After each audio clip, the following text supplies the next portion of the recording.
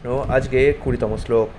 এবং প্রসন্ন মনস ভগবত ভক্তি যোগতা ভগবত তত্ত্ববিজ্ঞানং মুক্ত সঙ্গস্য জায়তে। অর্থাৎ এইভাবে শুদ্ধ সত্ত্বে অধিষ্ঠিত হয়ে ভক্তিযোগে যুক্ত হওয়ার ফলে যার চিত্ত প্রসন্ন হয়েছে তিনি সব রকম জড়বন্ধন মুক্ত হয়ে ভগবত তত্ত্ববিজ্ঞান উপলব্ধি করেন। তাৎপর্যপ্রবাদ বলছেন, ভগবদ্গীতায় বলা হয়েছে যে হাজার হাজার মানুষের মধ্যে কেবল দু একজন সৌভাগ্যবান মানুষই জীবনের যথার্থ উদ্দেশ্য সাধনে প্রয়াসী হন। অধিকাংশ মানুষই রজ এবং তমগুণের দ্বারা প্রভাবিত এবং তাই তারা সর্বদাই কাম, ক্রোধ, লোভ, মোহ, অজ্ঞান এবং নিদ্রায় মগ্ন। এরকম বহু নররূপী পশুর মধ্যে কদাচিৎ একজন মানুষ মানব জীবনের উদ্দেশ্য সম্বন্ধে অবগত হয়ে তার সেই কর্তব্য সম্পাদনে প্রয়াসী হয়। আর এই রকম হাজার হাজার সিদ্ধিকামী মানুষের মধ্যে কেবল দু একজন মাত্র তত্ত্বগতভাবে পরমেশ্বর ভগবান শ্রীকৃষ্ণকে জানতে পারেন। ভগবদ্গীতাতে আরও বলা হয়েছে যে পরমেশ্বর ভগবান শ্রীকৃষ্ণকে জানার যে বিজ্ঞান তা কেবল ভক্তিযোগের মাধ্যমেই জানা যায়। সেই কথাই এই শ্লোকে প্রতিপন্ন হয়েছে।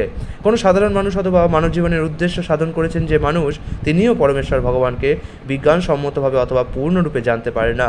মানব জীবনের উদ্দেশ্য তখনই সিদ্ধ হয় যখন মানুষ বুঝতে পারে যে সে জড় পদার্থ নয়, তার স্বরূপে সে হচ্ছে চিন্ময় আত্মা। যখন কেউ সে কথা জানতে পারে তখন আর জড় জগতের প্রতি কোনো আসক্তি থাকে না। সে তৎক্ষণাৎ জড় কামনা বাসনাগুলি পরিত্যাগ করে। তার চিন্ময় স্বরূপে সে তখনই যথার্থ প্রসন্নতা অনুভব করে। মানুষ যখন রজ এবং তমগুণের প্রভাব থেকে মুক্ত হয় তখনই কেবল এই উপলব্ধি সম্ভব হয়। অর্থাৎ ব্রহ্মভূত স্তরে অধিষ্ঠিত হয়ে কেউ যখন যথার্থ ব্রাহ্মণোচিত গুণ অর্জন করে তখনই কেবল তা সম্ভব হয়। ব্রাহ্মণ হচ্ছেন সত্যগুণের প্রতীক, আর অন্যরা যারা সত্যগুণে অধিষ্ঠিত নয় তারা হয় ক্ষত্রিয়, বৈশ্য, শূদ্র অথবা শূদ্রাধম। মানব জীবনে ব্রাহ্মণের স্তরই হচ্ছে সর্বোচ্চ স্তর, কেননা তারা সত্যগুণে অধিষ্ঠিত। তাই গুণগতভাবে ব্রাহ্মণ না হওয়া পর্যন্ত ভক্ত হওয়া যায় না। ভক্ত তার কার্যকলাপের মাধ্যমে ইতিমধ্যেই ব্রাহ্মণের স্তরে অধিষ্ঠিত হয়েছেন, তবে সেটি সর্বোচ্চ স্তর নয়।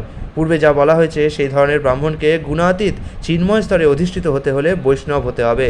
শুদ্ধ বৈষ্ণব হচ্ছেন মুক্ত জীব এবং তিনি ব্রাহ্মণ স্তরেরও ঊর্ধ্বে অধিষ্ঠিত। জড়জগতে ব্রাহ্মণও বদ্ধজীব, কেননা ব্রাহ্মণ যদিও ব্রহ্মভূত স্তরে অধিষ্ঠিত এবং তিনি জড়জগতের অনিত্যতা উপলব্ধি করতে পেরেছেন, কিন্তু তবুও পরমেশ্বর ভগবানের ভগবত তত্ত্ব বিজ্ঞান তার জানা হয়নি। ব্রাহ্মণ স্তর অতিক্রম করে বাসুদেব স্তরে অধিষ্ঠিত হলে পরমেশ্বর ভগবান শ্রীকৃষ্ণকে জানা যায়। পরমেশ্বর ভগবানকে জানার যে বিজ্ঞান তা হচ্ছে পারমার্থিক মার্গে স্নাতকোত্তর বিষয়। মূর্খ লোকেরা অথবা অল্প বুদ্ধি সম্পন্ন লোকেরা পরমেশ্বর ভগবানকে জানতে পারে না এবং তারা খেয়াল খুশি মতো কৃষ্ণতত্ত্ব বিজ্ঞান বিশ্লেষণ করে। কেউ যদি ব্রাহ্মণ স্তরে অধিষ্ঠিত হওয়া সত্ত্বেও জড়জগতের গুণের প্রভাব থেকে মুক্ত হতে না পারে তাহলে তার পক্ষে ভগবতত্ত্ব বিজ্ঞান লাভ করা সম্ভব হয় না। কোনো যথার্থ ব্রাহ্মণ যখন বৈষ্ণবে পরিণত হন তখন তিনি জড়জগতের প্রভাব থেকে সম্পূর্ণরূপে মুক্ত এবং সেই আত্মতৃপ্ত অবস্থায় পরমেশ্বর ভগবানকে যথাযথভাবে জানতে পারেন। হরে কৃষ্ণ।